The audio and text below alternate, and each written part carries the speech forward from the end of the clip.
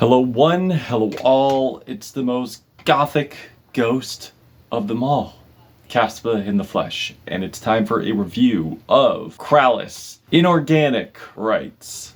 This is the latest album from Brooklyn metal band Krallice, who are pretty much metal legends at this point and have been at it for over a decade now, maybe longer than that, with their first album being at like the mid 2000s, so they've certainly are getting there when it comes to being like one of those classic modern bands. I'm old. But they are certainly one of the most innovative and most forward-thinking bands in metal today. And with evolution being part of metal right now, whether you love it or hate it, personally, I freaking love it. With bands such as Liturgy adding different sonic elements, adding different conceptual elements. Knock Loose dropping one of the heaviest albums in years in metal history. Ashenspire dropping one of the most politically, most heavy, most harrowing albums in metal in years last year. Or was it the year before that? I'm gonna look that up later. But hey, that's what the comment section's for. Now, if you've been listening to Krallice for a long time long-time listener, then you should be prepared for the tremolo pick guitars, the fiery guitar passages. Not only that, but the walls of guitars. The very, how could I put this? Dark synths. Like, every time they lay synthesizers onto a track, it's normally icy and wintry, and in my opinion, I feel like Crystalline Exhaustion was probably their most iciest, wintry synth layers yet. Also, I would say, this time around, Krallice's sequencing game is just top-notch, and being mostly proficient when it comes to these lengthy tracks here. And whenever we get a lengthy track, it's truly an engaging or a mind-blowing one. I feel the compositions, the way the songs are structured, is not only done with variation, but definitely ambition and consistency. And if you're new to Krallice, then this is a band of cohesion, but also patience testing. They do test the patience of the listener and truly makes for a challenging listen. They're not your average metal band, and certainly makes music for the listener who pays attention. And after taking a lot in,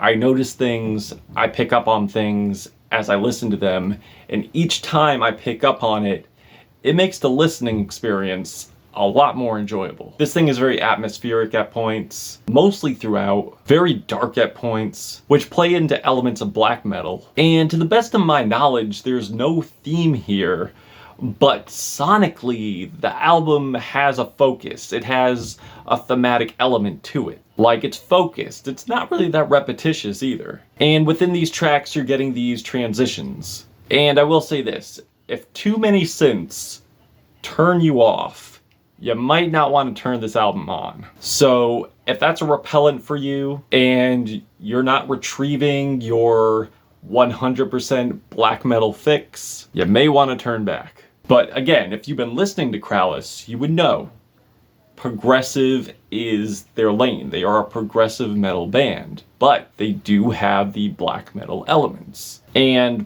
by far, this is probably the most ethereal, most ambient set of synth layers I've probably ever heard on a Krallice album. Stylistically, you can say they have moved themselves and have always been a metal band, and overall, certainly a prog metal band. But the darkness, the nightmarish, the black metal qualities are still here. But again, they are incorporating atmospheric elements here. And it's not packed with nightmarish tracks back to back. No. There's also some really serene, gorgeous moments here, like on Universal Ancestral Vibes, which has these synth layers that are very reminiscent of Depeche Mode in their Violator era, with the expansion of instrumental goth bliss, like something you'd get off the Cure Disintegration album. And the friggin' bass arpeggios really bolster the progressive elements here, the progressive genre that they are masters in my opinion, that beautifully lead up to these epic shots of synth horns over these friggin' thick drums. The whole track is electronic. It's very true. There's no fiery guitars here, not really much in terms of tremolo, but its eerie quality still maintains the focus of the album. And truly and honestly, I cannot leave out Fatestorm's Sanctuary, which is probably the most epic and intense track here at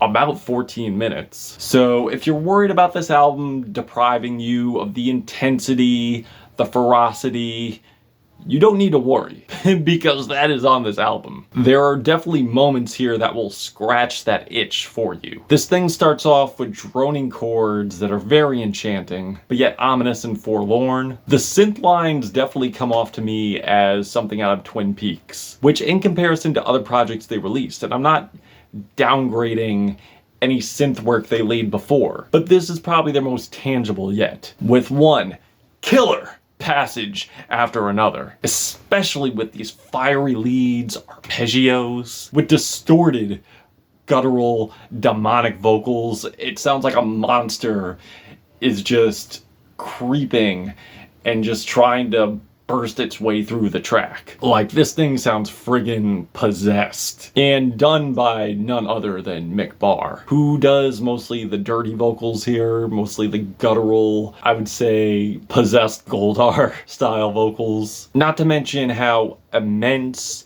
and rapid and insane the synths are here, and how murderous they are with the savage drumming and blistering tremolo pick guitars. The closer to me really does go out with a bang, with shouted, harrowing vocals from Colin Marston. Okay. With these bright arpeggio leads, with these bright guitar leads, elevating synths clashing with the percussion, epic tremolos, and the arpeggios are just manic, to say the least. Now, while I loved Years Past Matter, and still do, I was hoping for ambient incorporation on this album, and I got my wish, and more, much more. Not only do we get building passages of synth intros, but also synths and ambience in the middle of the track that actually feel more fuller. And again, I'm not downplaying crystalline exhaustion. No. I'm not doing that. What I'm doing is I'm saying there's more development, more feeling, more atmosphere, and more body to these synth layers. And I feel like they have more variation. They could be wintry, they could be sinister, they could have great combinations, with distorted tremolo pick guitars on the opener, with super distorted tremolo pick guitars, as the synths expand with the bass arpeggio, and all this is taking place on the opener, while we're getting your kicks, your blast beats, and the swelling keys. The swelling of the keys just feels so ghostly, just playing throughout. And it doesn't stop there. Also getting these head-banging rhythms, epic synth passages. It's so fiery, it's so icy, and at the same time provided with these barbaric vocals from Mick Barr. For one, I believe the moments here are very visual, ethereal, sonic, not dreamy, but has the atmosphere of a dream, but it's actually a nightmare, But I will say this, there is beauty brought through the darkness and the airiness of these tracks. Even a track that has a lot of synth layers. It's like, while we get a lot of synth layers, it still has the nature of a metal track. And the drums here this time around, in my opinion, sound more dense. They don't sound as distant as they did before. Not saying that was a bad thing. I like that. But the drums here are definitely more impactful. They're more abrasive. They're very upfront. There's even moments here where the vocals come over the synths, and it just leads to it feeling so dark, so cold, so sinister, over these pounding drums. And I also love the lead up to the blast beats here, as the speed of the drums syncopate and increase as the track builds up, where we get bombarded by an onslaught of an onslaught by these hellish beats, hellish blast beats. And I just picture the grimiest dungeon or cave with the most terrifying, gargantuan, bloodthirsty giant just lumbering towards you in the darkest cave. You could see the coldness from its breath, hear every stomp, hear your heart beat out of your chest as this thing is lumbering towards you. And the increase in speed simplifies this thing running towards you, just dashing in your direction. As I mentioned before, I feel metal and rock are certainly evolving. And there has been so much intricacy within black metal, or even metal in general, which metal purists will probably cringe at, like adding more synth layers or electronic passages. But I feel that it's done well and does not take away from the darkness. It's not going to take away from the intensity or how visceral the music can be. The song Idrischen shares a different amalgamation of sonic attributes, as the bass is super heavy, creating these moody melodies, and very prominent as the lasers take on and very prominent as the synths take on these laser-like qualities. It's so prominent, and they're accompanied by these ascending heavenly melodies over these bustling drums and blast beats. The track is one for the books. The song Here Forever is definitely their most proggy by far, in a good way, of course, with these fierce shouted vocals from Colin Marston, who also has been killing it on the synths with these super warbly, alien-like synths, these rumbling bass arpeggios. The whole thing feels so otherworldly, so sci-fi. Now, in terms of complaints, I would say it's at the point of some of the instrumentation here, where the sonic moments, while different, do add variation, sure, but I don't think they color or complement the instrumentation very well. It's pretty much like trying to fit a square peg in a round hole, where the squiggly synths on Death by Misadventure don't really add up much to the track, don't really align well, and aren't really exciting or adventurous as most of the tracks here. And I get they're more consistent with ambient, more consistent with electronics, but something about it, the electronics with the instrumentation on this particular track and another kind of feels tacked on. I gotta call it how I see it. And I would think that metal and prog fans agree with me on this one. Also, I feel there is a lot of audio bleed in the weaker tracks here, and not really much space for the instrumentation to breathe. Aside from my reservations of this album, in no way do I think this is a bad album. I don't even think this is an okay album. I think this is a great album. So I am in no way feeling indifferent towards this album.